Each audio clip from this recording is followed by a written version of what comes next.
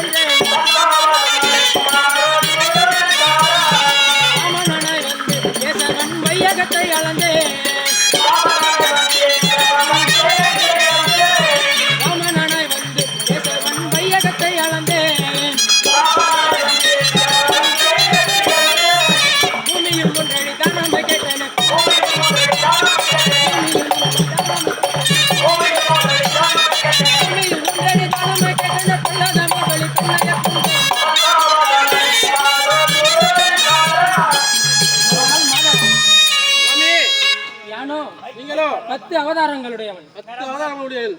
அவன் யாவை என்று தெரிவிக்கின்றேன் கேளும் மாதவா. தெரியும் வேதங்களை காத்திட வேதங்களை காத்திட மாலவன் எடுத்த முதல் அவதாரம் அவதாரம் மச்ச அவதாரம். மச்ச அவதாரம். பார்க்கடல் கடையப்பட பரந்தாமன் ஆமையாகி மலைபாரம் சுமந்த 2வது அவதாரம் கூர்ம அவதாரம். கூர்ம அவதாரம். புவிதனை காத்திட புண்ணிய மூர்த்தி எடுத்த 3வது அவதாரம் வராக அவதாரம். பக்தனின் வாக்கை மெய்ப்பித்து காட்டுவதற்காக எடுத்த 4வது அவதாரம் நரசிம்ம அவதாரம். விஸ்வவியாமியான விஷ்ணு விண்ணும் மண்ணும் அளக்க எடுத்த 5வது அவதாரம் வாமன அவதாரம். தந்தை சொல் காத்திட தாமோதரன் எடுத்த 6வது அவதாரம் பரசுராம அவதாரம். அன்பு சீதையை காத்து ஆணவ ராவணன் சிரமறுத்து எடுத்த 7வது அவதாரம் ராம அவதாரம். அச்சுதன் அண்ணனாக தரித்த ஆதிசேஷனின் அம்சமான 8வது அவதாரம் பலராம அவதாரம். தர்மங்களை காத்து அதர்மங்களை ஒழிக்க ஸ்ரீஹரி எடுத்த 9வது அவதாரம் கிருஷ்ண அவதாரம். கலியுகத்தில் தோன்றி கடுமைகளை நீக்கி கருணை மலை பொழியை எடுத்த 10வது அவதாரம் கல்கி அவதாரம். இவையே நான் எடுத்த 10 அவதாரங்கள் மாதவா. சரி சாமி. இவற்றில் ஒன்றை விரிவாக கூறுகிறேன் கேளும் மாதவா. கொடுத்தேன் அவதாரம்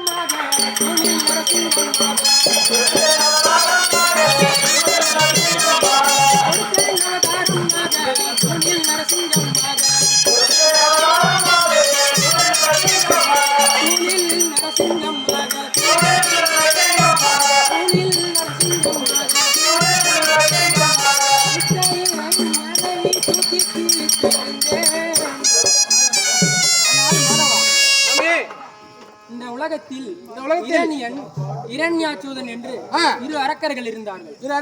அதில் இரண்யாச்சூதனை மடக்கி கடலில் வீசிவிட்டேன். இதனை அறிந்த அவன் அண்ணன் இரண்யன் என் தம்பியான இரண்யாச்சூதன் என்னை கொன்ன ஸ்ரீஹரி என்பவனை நான் கொல்லாமல் விடமாட்டேன் என்று பிரம்மதேவரிடத்தில் தவம் புரிந்தான். அவன் தவத்தை மெச்சி பிரம்மதேவன், ஆனால் இரண்யா உன் தவத்தை மெச்சினேன், உனக்கு வேண்டிய வரத்தை கேள், நான் கொடுக்கிறேன் என்று சொன்னான். அதற்கு இரண்யனானவன், ஆனால் சாமி எனக்கு மரணம் என்பதே இருக்கக்கூடாது என்று கூறினான். ஆமாம். அதற்கு பிரம்மதேவன் ஆனால் சாமி இந்த உலகத்தில் மனிதர்களாலும் விலங்குகளாலும் இரவிலும் பகலிலும் யாராலும் எனக்கு மரணமே நேரக்கூடாது என்றான். அப்படி வரம் பெற்றான். பிரம்மதேவரும் அவ்வாறே கொடுத்து விட்டார். அப்பொழுது இரண்யன், இப்பொழுது நான் தான் இந்த உலகிலே பெரியவன், என் நாமத்தை உச்சரி, இரண்யாய நம என்று உச்சரி என்று கேட்டான். அவர் கேட்டாரு. ஆமா. அதற்கு பிரம்மதேவன் என்னை சரணடைந்து விட்டார். கோபாலா கோபாலா, கோவிந்தா கோவிந்தா, ஆபத் பாந்தவா என்று என்னை சரணடைந்து விட்டார். நான் என்ன செய்தேன் தெரிய வருமா? சொல்லுங்க மகாராஜா. இரண்யன் மனைவி லீலாவதி வயிற்றில் பிரகலநாதனை பிறக்க வைத்தீர்கள். பிரகலநாதன் தாய் கருவில் இருக்கும்போது நாரத முனிவரை அனுப்பி என் நாமத்தை உச்சரிக்க செய்து விட்டேன். உங்கள் நாமத்தை அவங்க உச்சரிக்க சொல்றீங்க. நாரத முனிவரும் அவ்வாறே செய்து விட்டார். பிரகலநாதனோ குருகுலம் கற்கும் வயது நெருங்கி விட்டது. அதனால் இரண்யனானவன் பிரகலநாதனை குருகுலத்தில் சேர்த்து விட்டான். அங்கு ஆசிரியரானவர் பிரகலநாதனிடம், பிரகலநாதா இரண்யாய நம என்று கூறு என்று சொன்னாங்க. அதற்கு பிரகலநாதன் என்றவர், என் சுவாமி ஸ்ரீஹரி இருக்கும் தருணத்தில் நான் எதற்கு இரண்யாய நம என்று என் தந்தையின் நாமத்தை கூற வேண்டும் என்று கூறி, ஸ்ரீ ஹரி நமோ நாராயணா, ஹரி நமோ நாராயணா, ஹரி நமோ நாராயணா என்று 3 முறை சொன்னார். இதனை அறிந்த இரண்யனானவன் மிகுந்த கோபம் கொண்டு பிரகலநாதனிடம், அடே பிரகலநாதா, என் நாமத்தை உச்சரி என்றால் ஸ்ரீஹரி நாமத்தை உச்சரித்துக் கொண்டிருக்கிறாய். அவரு கோபம் வந்துச்சு. அந்த ஸ்ரீஹரியை தான் நான் தேடிக்கொண்டிருக்கிறேன், அவன் எங்கிருப்பான் கூறு என்று கூற, அதற்கு பிரகலநாதனானவன், ஸ்ரீஹரி ஆனவர் தூணிலும் இருப்பார், துரும்பிலும் இருப்பார், எள்ளுக்குள்ள எண்ணெயாகவும் நிறைந்திருப்பார் என்று கூறினான். ஆனால் பிரகலநாதா, அதோ அந்த தூணில் இருப்பானா, குறிப்பாக செல் என்று கேட்க அதற்கு பிரகலநாதனானவர் கண்டிப்பாக இருப்பான் என்று கூற அவர் சொன்னார். அந்த தூணை எட்டி உதைத்தான் இரண்யனானவன். இதுதான் தக்க சமயம் என்று அப்பொழுது இரவும் இல்லாமல் பகலும் இல்லாமல் அவன் கால் வீட்டின் வெளியேயும் உள்ளேயும் இருந்தது. இதுதான் தக்க சமயம் என்று உடல் மனிதனாகவும் முகம் மட்டும் சிங்கமாகவும் கொண்டு நரசிம்ம அவதாரம் கொண்டு அவனை வதம் செய்தேன் மாதவா. சூப்பரான பாணி உண்மையிலே. அப்படி இருக்க தெரிவிக்கின்றேன். தெரியுங்கள். பாண்டவர்கள் அலைகின்றார் இன்றைய தினம். அத்தை மக்கள் பாண்டவர்கள் அலைகின்றார் இன்றைய தினம்.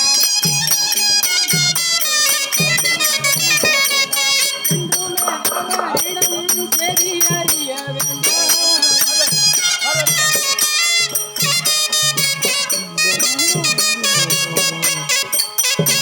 ஆனால் மாதவா, சாமி, துரியோதனாதிகளுக்கும் பாண்டவர்களுக்கும் யுத்தம் தொடங்கி இன்றோடு 14 நாட்கள் முடிந்து விட்டது. இன்றோ 17ஆம் நாள் போர் ஆனபடியால் துரியோதனன் படையிலிருந்து கர்ணன் சேனாதிபதியாக பட்டம் தெரித்து வருகிறார். கர்ணனிடமோ அஸ்வசேனன் எனும் நாகபானம் உள்ளது. அந்த நாகபானத்திற்கு இணையானது ஈரேழு உலகத்திலும் எவர் கையிலும் கிடையாது. அதனால் நாம் பாண்டவர்களை சென்று காண வேண்டும் அல்லவா? ஆமா சாமி.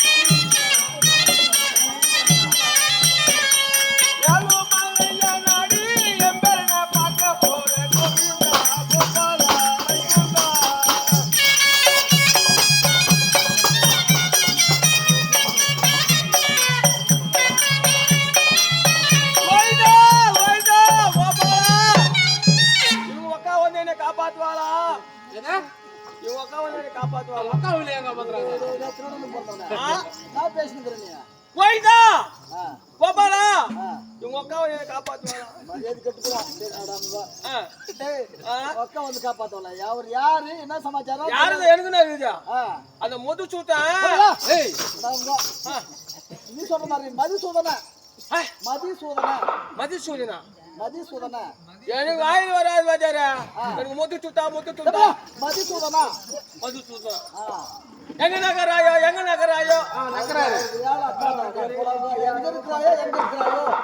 வாத்தியாதி புஜான் சொல்லி கொடுத்தாரு. எங்க நகராயோ ஏழு மொழியானே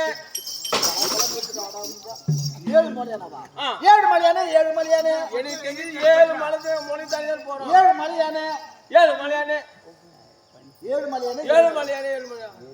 வாய் வரல வாத்தியாரா. தவறு கோழிக்கு வாடா சோழ கோழிக்கு போயா போடா வாசா தவறு கோழிக்கு வாடா தவறு கோழிக்கு வாடா மதுசூதனா துவாரகபுரி வாசா துவாரகபுரி வாசா வாய் திரும்பலையா? சரி போட்டோம். எங்க போயினுக்குற? நானு வேலை தேவை போய் வந்துங்க. எனக்கு கல்யாணம் ஆகி ரொம்ப நாள் ஆயாச்சு. ஓஹோ, முன்னாடி புள்ள இல்ல. அதான் மதுசூதன்கிட்ட வந்தேன். பகவான் வேண்டிட்டு போறேன். பகவான் வேண்டிக்கிட்டேன். ஏழு மலையானே மகன உன்ன நல்லா தெரியாது. 7 மலையானே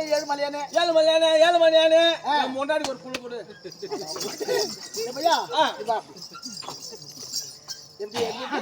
ஏழு மலையானே என் முன்னாடி ஒரு புள்ள கொடு. ஆமா, நீ எங்க படுக்கிற மட்டும் எங்க படுக்குது? 2 பேரும் உணவு படுக்கிறோம். அப்புறம் நம்மளுதான் இல்லையா? வரோம் ஆமா, 2 பேர் போனோம் கோயில் கொள்றதுக்கு. ரொம்ப நாள் ஆச்சு கொள்றது இல்ல. அதுக்கு நம்ம 2 பேரும் வேண்டிக்கலாமா கொள்ள போறோம் இல்லையா? 7 மலையானே என் முன்னாடி புள்ள கொடு. நீ சரி, கல்யாணம் ஆகி எவ்வளவு நாள் தான் ஆகுது? 2 வருஷம் ஆயிடுச்சுங்க. 2 வருஷம் ஆயிடுச்சு. பகவான் வேண்டிக்கிட்டு போறேன். போகும்போது வேண்டிக்கிட்டு என்ன தெரியும் பண்ணாரு? புள்ள கஷ்டமே இல்லை எனக்கு. நல்லா பகவான் வர்றதே பிரசாதம் முடிஞ்சு போச்சு. முடிஞ்சிச்சு. 7 மணி எப்படி ஏமாத்தி நானும் என்ன பண்ணேன்?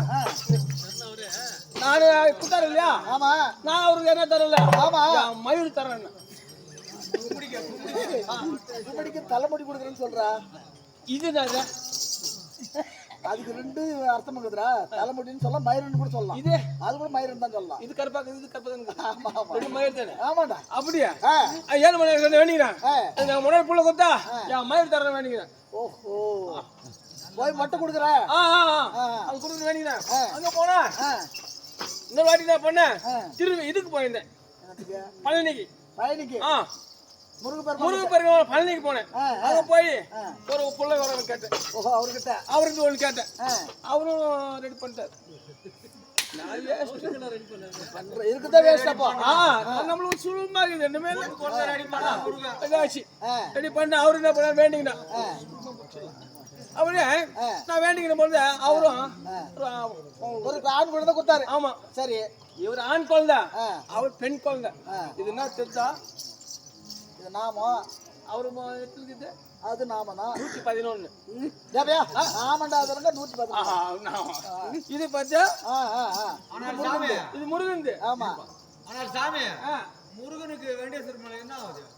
என்ன சொல்றீங்க அவர் என்ன தெரியுமா 2 குத்தாரு ஆண் பிள்ளை ஒண்ணு வீட்டுக்கு ஒண்ணு ஊருக்கு ஒண்ணு குத்தாரு குத்துதான் என்ன பண்ண முன்னாடி சரி பசங்க எல்லாம் வாழ்ந்து போச்சு அது கல்யாணம் பண்ணணும் இல்லையா நான் என்ன பண்ணேன் ஊரெல்லாம் சுத்தினேன் கல்யாணம் பண்ணி போடலாம் பண்ணிட்டு பையனு கூட கல்யாணம் பண்ண முடியல ஊரா சுத்தி அம்பல்ல போதியம்மா ஏங்க வக்காண்டீங்க ஏய் ஊரா சுத்தினா கிடைக்கல இன்னும் கிடைக்கல மாப்பிள்ளையா எல்லாம் சிகரெட் பிடிக்குது பீடி பிடிக்குது மூளை கச்சான் போட்டலாம் அதுக்கு பிடிக்குது கிடைக்குதுங்க அப்படின்னா சரி சொல்லிட்டேன் ஏண்டி இவ்வளோ பாத்துங்க ஒரு லட்சத்து மாப்பிள்ளை கிடைக்கல நம்ம வீட்லயே மாப்பிள்ளை இருக்கிறாங்க நம்ம வீட்லயா முன்னாடி சந்தோஷம் ஆகி போச்சு நம்ம வீட்லயே மாப்பிள்ளை யாருங்க அப்படின்னு சொல்லுவேன் இது யாரு பகவான் இவரு முருகப்பெருமான் இவங்க 2 பேரும் என்ன ஆச்சு மாமாச்சான் ஆமா 2 பேரும் கல்யாணம் இங்கே கல்யாணம் பண்ணிடுறாங்க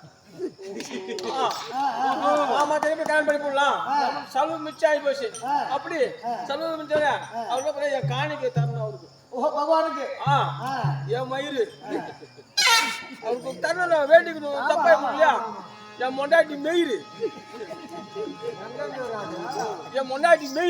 பூ அர்த்தம் பண்றாரு மொட்டை சொல்றேன் என் மயிறு இது அவர்கிட்ட குத்திட்டுனா நான் போக முடியல போகணும்னா ரொம்ப தொலைவு போவாத பகவான் இங்கே வந்துக்கிறாரு அதான் அவர்கிட்ட குத்திட்டுங்க இல்லைங்க இல்லடா நீ தானே வாழ்த்தி அனுப்பிட்டோம் சாமியார் கிட்ட கொடுத்து வாழ்த்துக்கப்பா. ஆனா அவர் போட்டு நான் ஒப்படைச்சிடுறேன் நீ வாங்கி போட எங்க ஏசான எடுத்து போட அங்க போய் போடு. ஓம் நமச்சிவாய வேலுமலையா நாடி